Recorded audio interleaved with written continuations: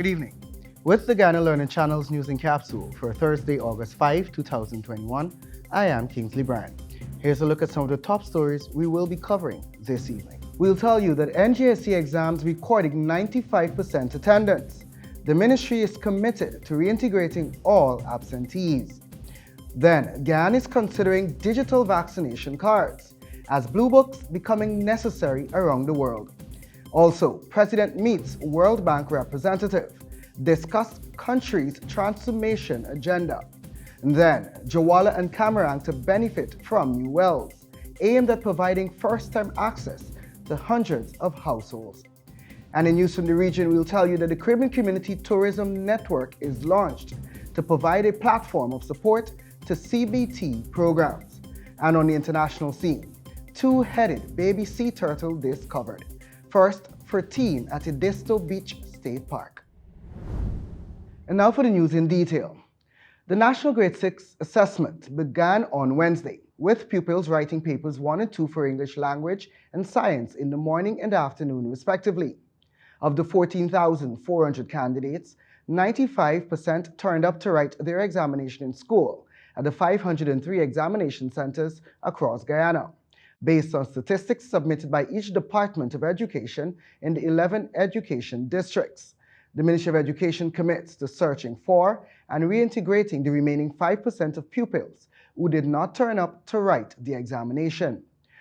33 of the 503 examination centers are new and were established across the 11 education districts to facilitate candidates writing the examination. This was done to make the lives of children and their parents easier by eliminating the burden of having to travel long distances to get to their respective centers, which were not the schools they attended. In addition to the examination centers, the Ministry of Education has established emergency centers that can accommodate those candidates who may have tested positive for COVID-19 or are in quarantine. This was done for the 2021 CSEC and CAPE examinations, whereby COVID-19 positive candidates were accommodated and allowed to write their examinations in a separate building. The NGSE will conclude today, August 5, 2021, with mathematics and social studies being written. And on the health blotter, Health Minister Dr. Frank Anthony on Wednesday, in response to a question posed by the newsroom, revealed that a digital vaccination card is under consideration. This is as COVID-19 vaccination cards, or Blue Books, as they are being called, are becoming increasingly necessary to access services globally. Following the update of the most recent gazetted COVID-19 measures, some government ministries and agencies are now demanding proof of vaccination. Those who are not vaccinated will have to schedule an appointment and in some cases present a negative PCR test that was done within the last 72 hours. Previously, the minister said that Ghana was engaging the government of India on using its COVID-19 vaccination software, known as CoWIN. This, he said, would facilitate the country's tracking efforts in real time and allow health officials to understand trends and patterns from the pandemic. Meanwhile, President Irfaan Ali met with a visiting delegation from the World Bank and the International Finance Corporation, which is a member of the World Bank Group, to discuss Ghana's transformation agenda. The visiting high-level team was led by the World Bank's Vice President, responsible for Latin America and the Caribbean, Mr. Carlos Felipe Jaramillo, and the country's Director for the Caribbean, Lilia Burin-Siak. The head of state stressed that while the oil and gas sector is important, it will not be Ghana's sole sector moving forward. He said that funds will be used to help strengthen other sectors, including tourism, agriculture, educational services for export, health services for export, ICT, environmental services, industrial development, and manufacturing, among others. President Ali said that the most inhibiting factors to growth and development in the country are the cost of energy and the country's human resource capacity, both of which, he noted, the government is aiming to enhance. To this end, he said the government wants a dedicated funding partner for education.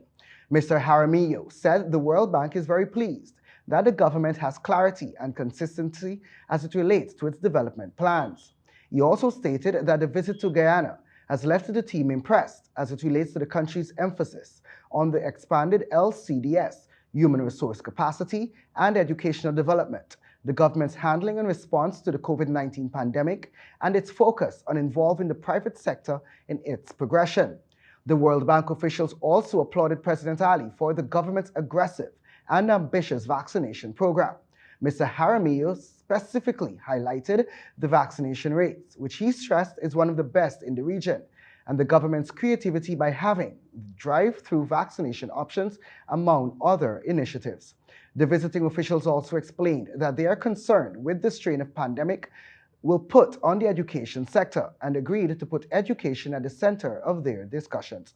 Vice President Bharat Jagdeo and Senior Minister within the Office of the President with responsibility for finance, Dr. Ashni Singh, were also present at the meeting at the Office of the President. And an estimated $80 million will be spent to drill 2 wells and carry out additional works towards the delivery of potable water to the communities of Camarang and Jawala in Region 7. Minister of Housing and Water Colin Crowe, who handed over the contract in the community of Jawala, stated that the project will bring first-time access to hundreds of households.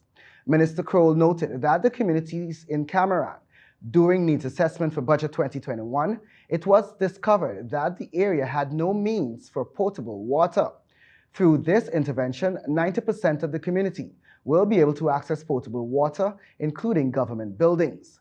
The contracts were handed over to the Tushaus in the presence of Member of Parliament and the Geographical Representative of Region 7, Alistair Charlie, GWI's Hinterland Services Director, Ramchand Jailal, regional representatives, and residents. Mr. Jailal explained that the scope of works in Jawala includes the drilling of a $39.9 million well, installation of 2,000 meters of PVC pipes and 1,000 meters of 19 mm pipes with 8A service connections. In Camarang, a $42 million well will be drilled, installation of 2,500 meters of 50 mm PVC pipes and 500 meters of 19 mm with 50 service connections. Both projects will also comprise of the construction of a 20 feet high elevated metal trestle with storage of 4 450-gallon storage tanks, installation of photovoltaic pumping systems, including submersible pump, controller, solar panels, and accessories. Drilling in Camarang begins in 1 week, after which the rig will move to Jawala by mid-September and be completed in October. A total of 3,000 residents are expected to benefit from the improvements. And turn our attention to the world of sports. Elaine Thompson-Herah has cemented her name in the history books of great sprinters after she secured an unprecedented women's 100-meter and 200-meter double-double with a sensational victory over the longer distance in Tokyo. The 29-year-old Jamaican coursed home in 21.53 seconds, just 0.19 seconds off of Florence Griffiths Joyner long-standing world record, to back up her individual goals from Rio 2016. It is the second fastest time in history. Trailing in her draught, Namibian teenager Christine Maboma, who was barred from her favorite 400-meter 2 weeks before the Games on account of her naturally high testosterone level, took silver in 21.81. Gabrielle Thomas, the American champion, took bronze in 21.87. Griffith Joyner's 21.34 second mark, set in the final of the 1988 Games in Seoul, had long served and deemed unassailable, but Thomas's 21.61 run in the US trials in June, and Thompson's Herah, who became the second fastest woman of all time over 100 meter on Saturday, have brought it back into view with the help of a high-tech track and carbon-stiffened spikes. And in news from the region, tourism product development authorities in the Caribbean now have a resource from which to draw when developing their community-based tourism, CBT, programs. The Caribbean Tourism Organization, CTO, has launched the Caribbean Community Tourism Network to provide a platform to support the continued development of CBT in the Caribbean.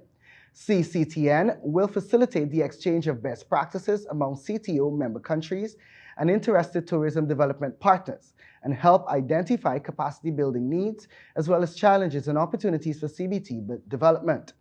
It was noted that the network will provide an avenue for CTO members to share knowledge, resources, and best practices to improve community tourism experiences and economic impact. Among the functions of the CCTN are the promotion and support of regional development strategies in CBT, providing input into and recommending activities and actions with a view to enhancing the visibility and value of CBT as a regional tourism product, and the exchange of experiences on a national and regional initiatives. The network is one of the initiatives of the CTO, which has identified CBT as a regional tourism development strategy and is seeking to optimize its role in supporting local livelihoods, stimulating entrepreneurship and community social and economic development, while also creating authentic experiences and unique product offerings for visitors. And that report was taken and modified from Caribbean Loop News. And on the international scene, park volunteers patrolling a beach in South Carolina on Wednesday stumbled upon an unexpected surprise: a two-headed baby sea turtle. A group of patrollers and volunteers at Edisto Beach State Park were making a routine inventory to check on sea turtle nests when they stumbled across the spectral hatchling, South Carolina State Park said on Facebook. The park said they dig into turtles' nests about 3 to 5 days after it begins showing signs of a major emergence. This helps determine a nest's success, which depends on how many eggs hatch. They also look for live hatchlings who didn't make it to sea. A sea turtle nesting surveyor found $1.2 million worth of cocaine on a Florida beach where the two-headed loggerhead sea turtles was one of 3 live babies found in a nest. This two-headed hatchling is the result of a genetic mutation.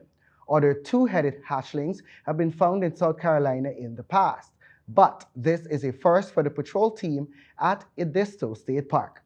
Once the group snapped some photos, all 3 turtles were released back into the ocean.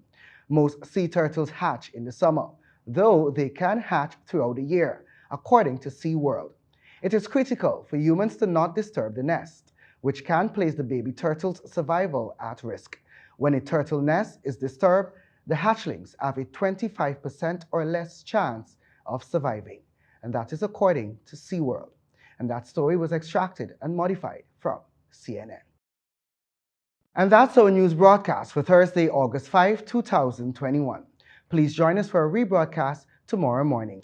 On behalf of myself and technical teams, thanks for watching. Please join us for a regular programming. Please remember to observe all the necessary protocols to fight off COVID-19. We're all in this together. Have a safe evening, Guyana.